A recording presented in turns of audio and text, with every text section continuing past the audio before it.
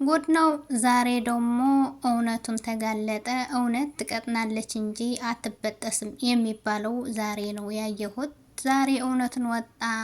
ሰላም ሰላም፣ ውድና የተከበራችሁ የአልሚ ቻናል ቤተሰብ እንዴት ናችሁ? ሰላም ናችሁ? እኔ ሰላም ነኝ፣ እግዚአብሔር ይመስገን። እናንተም በያላችሁበት ሰላማችሁ ብዝት ይበልልኝ። አዲሶች ሰብስክራይብ በማድረግ ነባሮች ደግሞ ላይክ ሸር እያደረጋችሁ አበረታቱኝ። ዛሬ እንግዲህ ወይዘሮ አልማዝ ተዋርዳለች። እውነቱን አወቀ ካሌብ። ወረቀቱ ምንድን ነው ይሄ ወረቀት ብሎ ሲመጣ እማዬ እያለ ሲመጣ ልጄ ስትለው ልጄ እንዳትይኝ እኔ ያንቺ ልጅ አይደለሁም ከዚች ከአዜብ የገዛሽኝ በብር የተገዛሁ እንጂ ያንቺ ልጅ አይደለሁም ብሎ አዋረዳት ማለት ነው። በጣም ተንቀጠቀጠች፣ በጣም ደነገጠች። ስለዚህ የሁሉ ጊዜ ሲሸፍኑትና እውነቱን እንዳይታወቅ ሲደፋፍኑት የነበረውን ነገር ዛሬ ታወቀ። በጣም ነው ደስ ያለኝ፣ በጣም ነው የተደሰትኩ።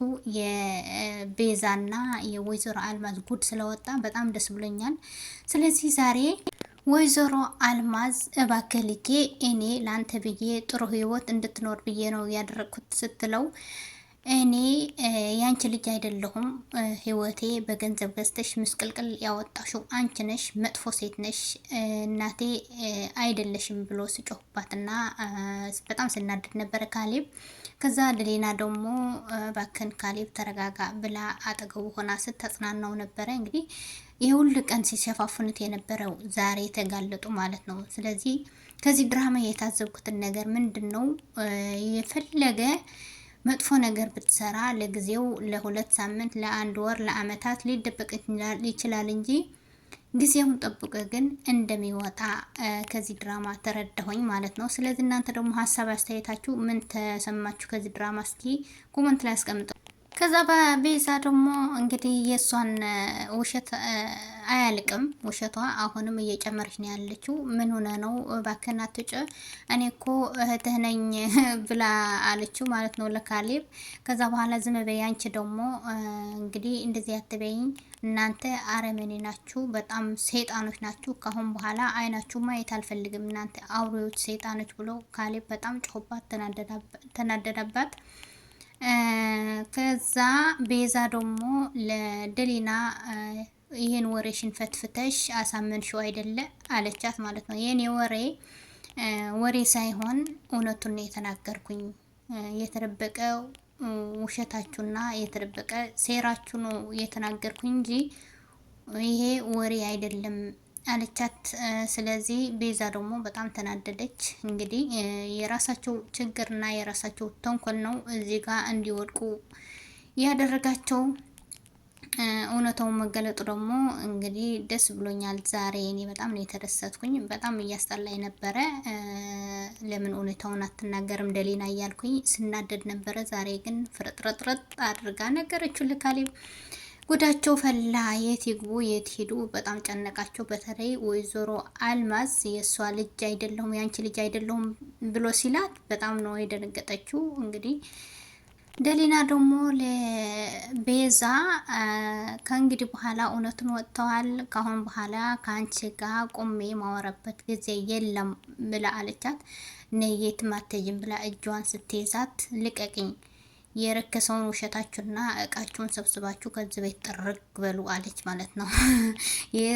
የቤቱ ባለቤት ደሊና ሆነች። ለምን መሰላችሁ? አሁን ለጊዜው ውሸት ዋሽታችሁ ወይ የሆነ ነገር አድርጋችሁ ሊመቻችሁ ይችላል። ይህ እውነተኛው ሰው ደግሞ ለጊዜው ይበደላል፣ ግን ቀስ በቀስ እሱ ከፍ ያለ ደረጃ እንደሚደርስ አትዘንጉ ማለት ነው። ከዚህ ድራማ የታዘብኩት ይሄ ነው። እኔ በጣም ነው ደስ ያለኝ ዛሬ። ቤዛ ወይዘሮ አልማዝ ጋር ሄደችና ወይዘሮ አልማዝ ስታለቅስ ነበረ። ልጄ እባክህን እኔ እኮ ለአንተ ብዬ ነው የሁሉ ሳርግ የነበረው ስትል ነበር፣ ስትጨነቅ ነበረ። ስለዚህ ልጇን የምትወድ ከሆነ እንደ ልጇን የምታየው ከሆነ አታሳስረውም ነበር፣ አታሳግተውም ነበረ። ግን እሷ አሁንም እያስመሰለች ነው ያለችው። ቤዛ ሄደችና ካሁን በኋላ ሁሉም ነገር ከቁጥጥር ውጭ ሆነዋል፣ ሁሉንም ነገር ካሌብ አውቀዋል፣ ከዚህ ቤት ያባረናል ብላ ስትጨነቅ ነበረ። መባረርሽን አይቀርም። ስለዚህ በጣም ስትናደድና ስትጮህ ነበረ ቤዛ። ቤዛ ደግሞ እዚህ ቆመሽ አታልቅሽብኝ እባክሽን፣ አሁንም የሆነ መፍትሄ እንፈልግ ብላ ሄደች። እሷ ደግሞ መፍትሄ አያልቅባትም። በዚህ ስትል በዛ፣ በዛ ስትል በዚህ። አሁን እውነቱን አውቀዋል ካሌብ። መፍትሄ መፈለግ አስፈላጊ አይደለም፣ ሁለተኛ ተንኮል መስራት አስፈላጊ አይደለም ነው የምለው እኔ።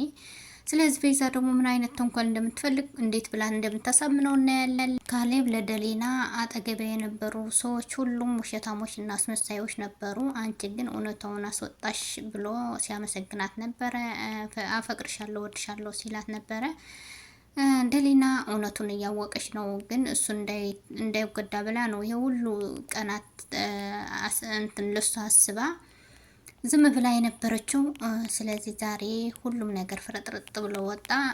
ወይዘሮ አዜብና ወይዘሮ አልማዝ ጉዳቸው ፈላ ዛሬ። ወይዘሮ አልማዝ ለደሊና አንኳኩታ በሩ እባክሽን ካሌብን አናግረዋለሁ ፍቀጅልኝ ስትላት ነበር። ከዚህ በፊት ሲያንቋሻት ነበር። አሁን ደግሞ እሷ ተለማኝ ሆነች ማለት ነው። ከዛ በኋላ ደሊና ደግሞ ካሌብ በጣም ልቡ ተሰብረዋል፣ አንቺን ሊያናግርሽ አይፈልግም አለቻትና እባክሽን ካሁን በኋላ አይደገመኝም እባክሽን ብላ ስትለምናት አይሆንም ብላ አባረረቻት። ጥሩ አደረገች። ወይዘሮ አልማዝ ከቤት ወጣች። ካሌብን አስወጣት። ቤዛ ደግሞ ለደሊና ስትጮህባት ነበረ። ሁሉም ነገር ያደረግሽው እኛ እንዲጠላን ያደረግሽው በውሸት ለካሌብ ተናግረሽ ነው፣ እኔ እዝነኝ ያለሁ መቼም አልፋታሽም ብላ ስትላት ነበረ። ደሊና ደግሞ እኔ አይደለሁም እናንተ የሰራችሁትን ሴራ ነው የተናገርኩት እንጂ እኔ ፈጥሬ ወይ ደግሞ ያልሆነ ነገር አልተናገርኩም ብላ ስትላት ነበረ። እሷ ግን ስትጮህ ነበረ፣ እዚህ ሁኜ አልፋታሽም፣ የሆነ ነገርማ አደርግሻለሁ፣ አንቺ የቤቱ ንብረትና ሀብት ልትወስጂ ብለሽ ነው እንደዚህ እያደረግሽ እያለሽው ብላ ስትጮህባት ነበረ። ከዛ ደሊና ለቤዛ ተንኮሌት ማያደርስሽም ብላለቻት። ካሌብ ጋር ሄደችና ካሌብ እህትህና እናትህ ለመተዋወቅ ዝግጁ ነህ ብላ አለችው። እሱ ደግሞ ምን ማለት ነው ምንድን ነው እያልሽ ያለች ሲላት፣ ወይዘሮ አልማዝ ከመውጣቷ በፊት ወረቀት ሰጥታኛለች፣ ፎታቸውና አድራሻቸውን አውቀዋለሁ፣ ስለዚህ ዝግጁ ነህ ወይ ብላ ስትለው፣ እሱ ደግሞ ምን ማለት ነው ምንድን ነው ሌላ ነገር እያመጣሽብኝ ያለሽው፣ ሌላ እናት አለችህ እያልሽ እንኳን ያለሽው ምንድን ነው ብሎ በጣም ደነገጠ። ለምን ለአመታት ወይዘሮ አልማዝ ናት እናቴ ብሎ አምኖ ተቀምጦ ነበረ። ግን ውሸት ነው፣ እሱ አይደለም እናቷ፣ የእሱ እናት እሱ አይደለችም። ከዛ የካሌብ እናትና እህቱ መጡ። ቤዛ በጣም ስትናደድ ነበረ፣ ከፊቷ ለራሱ ያስታውቃል። እናቱ ደግሞ በጣም ይቅር በለኝ እያለች ነበረ። ከዚህ በፊት አዜብ የኔ ልጅ ነው ስትል ነበረ። አሁን ደግሞ ሌላ እናት መጣች። ስለዚህ በሚቀጥለው ክፍል እሷ ናት እውነተኛ እናቱ ወይስ አሁንም እያስመሰሉ ነው የሚለውን እናያለን። እህቱ ደግሞ አግብተ ነበረ ወይ ብላ ስትጠይቀው ነበረ እህቱ። እሱ ደግሞ አዎ አግብቼ ነበረ፣ ግን በጣም በተንኮል የተሞላበት ትዳር ነበር የነበረኝ ብሎ ሲላት ነበረ።